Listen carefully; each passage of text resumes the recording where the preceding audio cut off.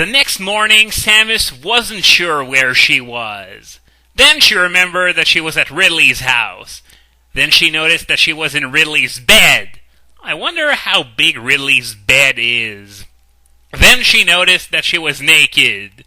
Ah! My reaction exactly when I read this. Samus woke up the whole neighborhood. Samus, is something wrong? Ridley noticed as he coke up. Oh no! He fearfully exclaimed. Ridley, what if... Samus worried. Ridley was cooler and didn't lose his cool. Whatever happened to Ridley was going insane and could barely handle the pressure? Fuck that. It's okay. I imagine it's supposed to be, no, it's okay. My friend told me that it can't happen the first time, so never worry. It's okay. Ridley ascertained. Okay. Samus tried to convince herself. After all, who doesn't think it could happen? It could happen after just one time. Unfortunately, they were dead wrong. One.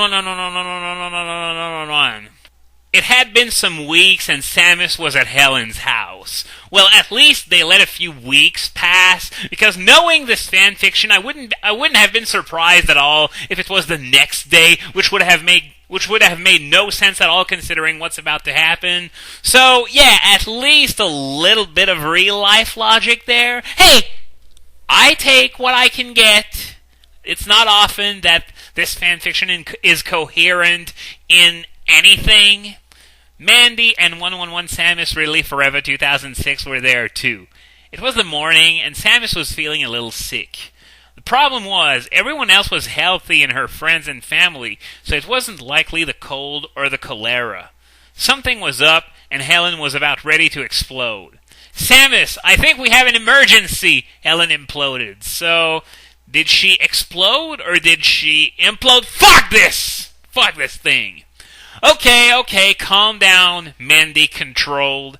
She was the kind of girls who could keep their cool in a disaster.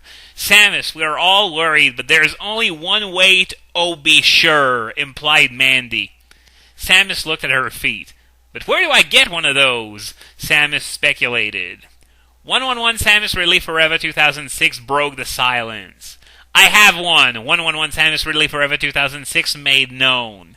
She reached in her black handbag, of course, black handbag, get it? Because she's emo? Ugh. And picked up a small wrapper with something in it. Everyone was shrouded in disbelief. 111 Samus Ridley Forever 2006, so they indeed call her that? Ugh. Why do you have a pregnancy test in your pocket? Helen posed. Everyone except 111 Samus Ridley Forever 2006 thought it was a reasonable question. Again! With the everyone except 111 Samus Ridley Forever 2006. God. 111 Samus Ridley Forever 2006 rolled her eyes.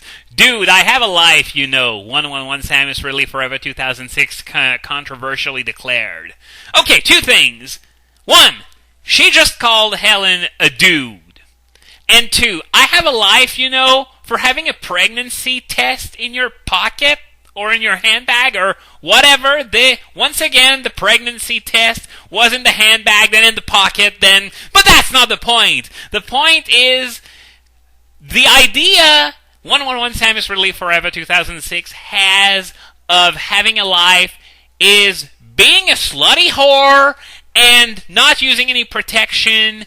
So that means she would need that every single time she has sex. Yeah. Okay. Okay then, Helen calmed down. The only way to be safe is, well, Samus, are you ready? Helen pried. Samus was not ready, but it was the only way she could be safe.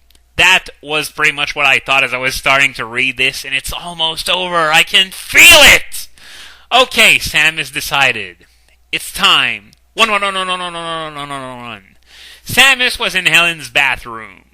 She couldn't believe this was happening. A hat if... No! She wasn't going to think about it.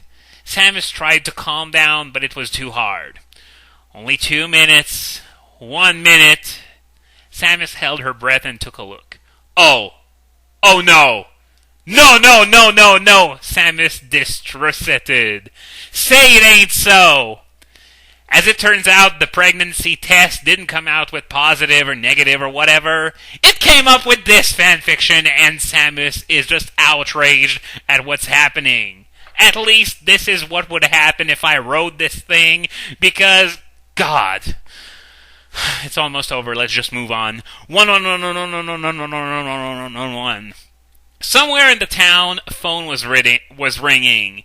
It was Ridley's cell phone. Ridley picked it up. Hello, Ridley answered. He was confused because on the other end of the phone there was silence. Then he heard Samus say 4 words that would change her life. Ridley, I'm pregnant. Once again, massive inconsistency with the typos. And one last nitpick for the road. Usually you don't want your big spoiler at the end to be the title of the chapter. It would be like if instead of calling it The Empire Strikes Back, they called it Vader is Luke's father. Really, that's the same thing. And she fell for that here. And with that, the chapter's story is over. So time to move on to the footnote. Snacks, guys! Can't even thank people properly. Metroid High School is on a short break for right now, but it'll be back soon. Fuck, I was hoping for an eternal break. Thanks to all fans like Cervantes and Game Dude and Metroid 13. Luvaya? Whatever.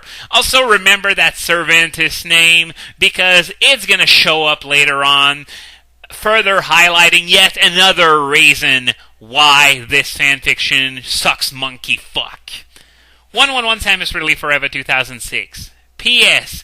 If you are new, this story is a part of Metroid High School, another story I am writing. The story continues there. And now, the words that you have been dying to hear me say for quite a while now. End of chapter! Fuck this thing. Fuck this thing. Oh, I'm trying to head desk, but I'm losing my headset in the process. Sorry. I made it. I'm still alive. And yet, I feel empty inside. Like my heart was ripped out and replaced with moldy cheese or something. Oh, this was horrible. This kind of stuff is the reason why people look down on fanfiction and fanfiction writers. Sturgeon's Law hits the fanfiction realm particularly hard. Hell, I would even go as far as to say that Sturgeon's Law is completely false. 90% of everything doesn't suck when it comes to fanfiction. It's probably more like 99.99999%, because anyone can write fanfiction, but only a select few are gifted with the ability to write a decent story. And on top of that, the spelling and the grammar, it's just... Good Lord, I could probably write something better even though I have no writing skills at all, and with the level of English that I have, I wouldn't really consider myself perfectly bilingual either. And it would be nothing for me to write something more interesting than this.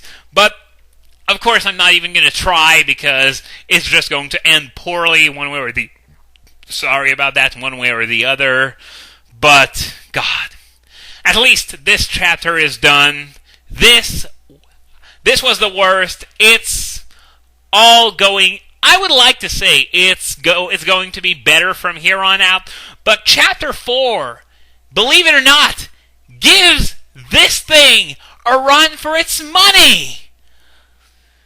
So with that, I'm going to stop the recording now, and I'm going to read some retelling of Pokemon Coliseum to try and wash off the filth that this thing stuck on me.